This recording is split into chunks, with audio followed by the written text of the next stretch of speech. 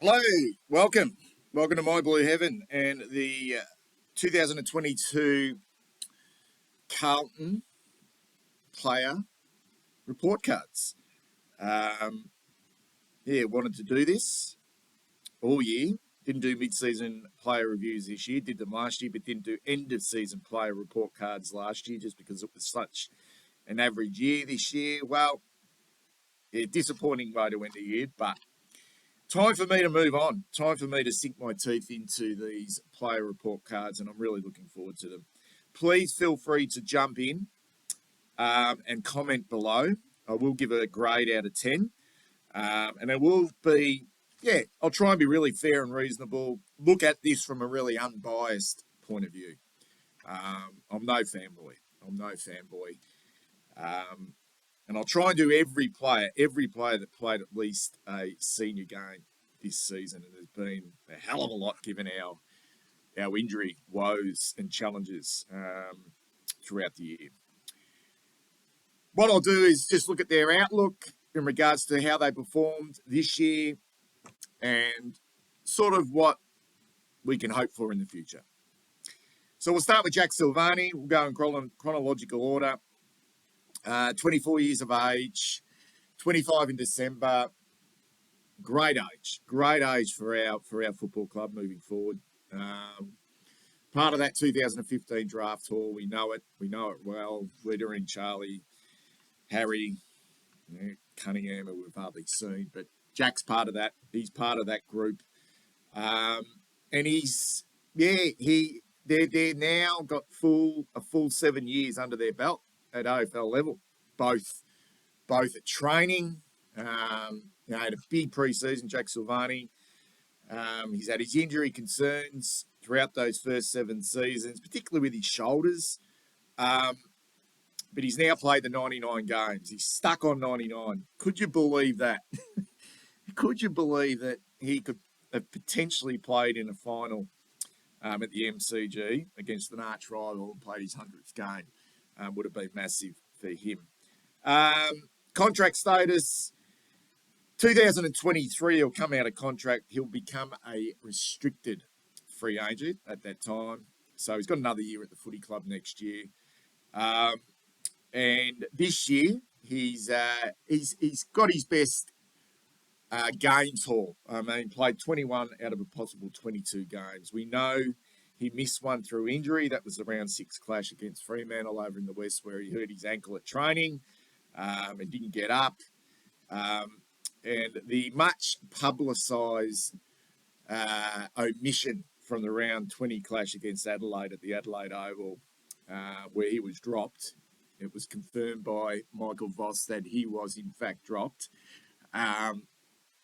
And in the end, he was made medical sub. He travelled with the group, made medical sub, and got his opportunity pretty much. Wasn't straight away, but Corey Durden hurt his shoulder in the second quarter, and Jack came on and actually performed quite well when he came on in that game. But pretty much played a full season, really, with this group. Mostly that hybrid forward, but that round 6 clash when Pitnet went down with that PCL injury, it was, what do we do? How do we go about this? And it was about Jack playing that second ruck role, which he did right up until Pitnet was ready to come back. So we did that in tandem with TDK. Pitnet came back. That's when Jack went out. They trialled the Pitnet and TDK sort of scenario. Pitnet went back out of the team. Jack came back in. He assumed that role with TDK for a couple of weeks or a week, and then Pitnet came back in. And it was Jack and Pitnet for the last couple of games. And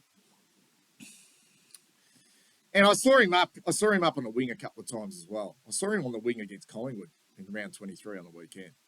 And I've seen him go down back as a loose late in quarters, as that 8th defender. That he did against Melbourne, with not much success, to be perfectly honest. I've seen Jack go back and be, that player behind the ball. Is he a ruckman moving forward? I don't think so. Are we going to go with that moving forward? I don't think so. He's not awful in that role. He's not awful. It's not a disaster. But is it sustainable moving forward? I wouldn't have thought so.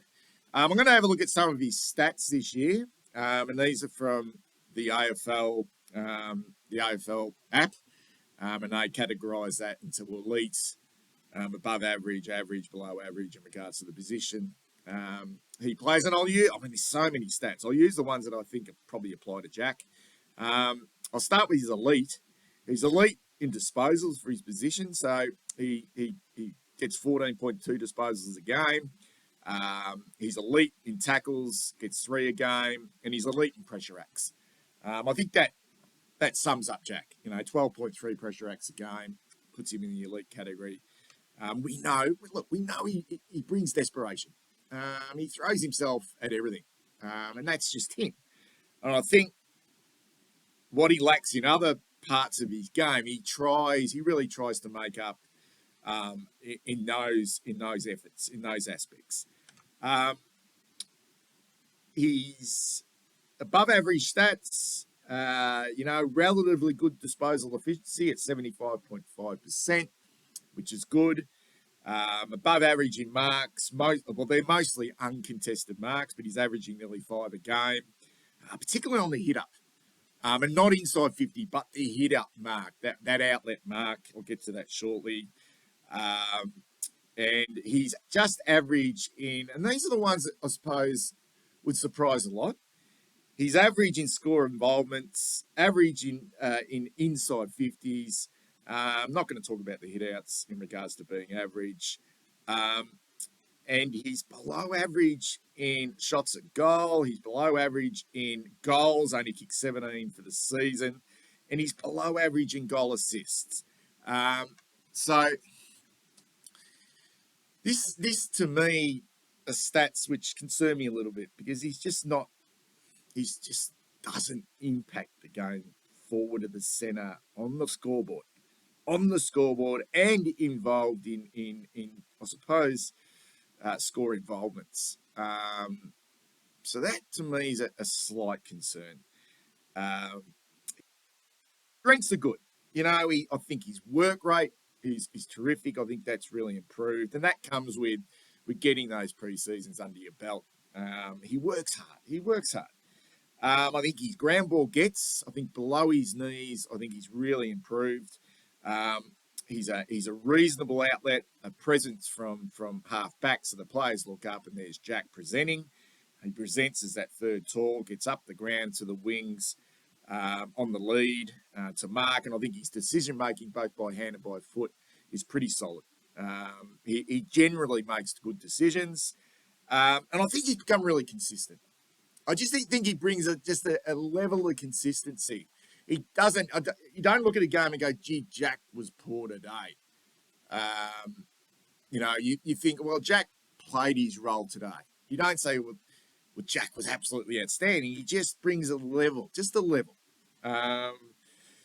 And I think that just comes down to the role he plays. And he brings, as we said, he brings really good pressure. Both, particularly at ground level. His weaknesses, as I mentioned, those scoreboard impact. And I know he had to play in the ruck this year, and I know that probably took some time away from being in the front half and being that third tall. I just don't think he's got good forward nous. I really don't. I just don't think he's a good contested mark for 194 centimetres. I think, he's pretty ordinary in that situation. It's not like you're going to be clunking multiple contested grabs, but he's just not very good in the air in that regards. He's relatively slow. Everyone knows his speed's not great. I think he's pretty good. His thinking's pretty good, but his agility's not great. He's got the turning circle of Queen Mary. And sometimes I just question his leadership. But he's not the only one. 7 seasons now, nearly 25 years of age. We need leaders to grow, and has he got that personality to really step up in big moments? And that's been a question mark on a lot of our players. So it'll be fascinating to see how he develops in that space moving forward. Um, so there are his weaknesses, and I think for most part we see that. I just don't think he's a dangerous third option in our front half. He's hardworking, but is that enough? Is that enough? Do you need more than just being hardworking, or can we get both? Can we have a hard worker and someone who's also relatively dangerous and can be a match winner on their day? Yeah. That's my question. I'll get to that. Best games. Toss up between the Hawks game early in the year. He did kick a goal late in that game when we were headed by the Hawks when they came back, and it was him who put us back in front. Kicked 3 goals, 11 marks, really worked hard up the ground that game. 14 disposals. So it wasn't so much about how much of the ball he won. He actually had a pretty good impact on that game. And the game against the Giants as well. 20 disposals over there in a game which was really important. They've bullied us in the past, and, I thought he was excellent in that game and kicked some classy goals. And the fact that we never won at that ground, and I thought they were the 2 standout games for him. And the other games, he just played his role. But I think his worst performances came late in the year, and after he was dropped. Thought he was okay against Melbourne in that epic game at the G, but I thought the week before against Brisbane he was bloody awful. He wasn't the only one. I thought he was really ordinary on the weekend against Collingwood. I thought, his work forward was. He got involved a little bit when we got a run on. He did some nice things at ground level, but he he had his pants pulled down early by Braden Maynard, who was enormous for the Pies, and he was just out-muscled, not so much outworked, but just out-muscled and outsmarted by Braden Maynard, and he was a very, very damaging player for them that day, Maynard. And I thought Jack was really disappointing. And early in the game, poor, and then late in the game, where we really need someone other than just Harry and Charlie to step up in our front half. We needed, that like up the other end, Elliot, or Ginnivan. We needed someone else just to pop up, and it wasn't Jack. It wasn't Jack. That's the question mark on me. Myth regarding Jack. I just don't like this heart and soul tag that I hear. I understand his connection with the football club is amazing, the Silvagni name. But I think the heart and soul tag is that Jack tries harder than anyone else, and he wears his heart in his sleeve and he gets upset and he looks upset. And I just find it just a real generalisation that we assume, or fans assume, that he tries harder. He tries hard. And I just don't think that's the case. He's just a desperate player. So what he lacks in other areas, he has to make up in desperation. That for me doesn't make him he's the heart and soul. It just doesn't at all. And if he was truly heart and soul, for me, he'd be part of that leadership group. He'd be driving that. And that would then make me think, well, he is heart and soul. But I just don't see that in Jack. I just see a desperate player, just a desperate player. So to me, heart and soul is a big myth. Question mark for Jack moving forward. How does he fit in moving forward? I think we saw a little bit of a snapshot early in the year when he didn't have to play in the ruck that possibly he can become that third tall. And now that he's going to be 25 and he's stronger, maybe he can. But I don't know. That's the question mark for him. I don't see him being the second ruckman. And that's an issue in itself moving forward. I just don't know. I just don't know whether he's going to be that second ruckman or he should be that second ruckman. And I think he's reached his ceiling. I really do. I think we've seen the best of Jack Silvagni. And what we're seeing right now is good enough in this team, in the position that he's going to play, which is that third tall. He's not going to be a defender. He's not going into the midfield. And I don't think he's going to be playing on the wing. Is that going to be good enough? Is that dangerous enough? We're just going to have to wait and see. And he's no match winner. He's definitely no match winner. In one word, Jack's season, I'm going to say solid. A solid season. Yeah, just solid. And I'm going to give him 6 out of 10. I think that's a fair mark for Jack this year across the board. I think he's reached a level. I think he plays a role. How important he will be moving forward, we're just going to have to wait and see. Tell me what you think. Tell me what you think in the comments below. Am I too harsh? 6 out of 10. How do you see him moving forward? He is out of contract at the end of 2023. I mean, would you be happy to trade a Jack Silvagni to another football club? Or do you think that he's so important to the fabric of this football team that we just need to keep him? I think we need to keep him just because we put so much work into him, and he is now in that age bracket, which we lack a little bit of. So 6 out of 10 for Jack Silvagni. I'll be back over the next couple of days to do Paddy Dow. Catch you soon.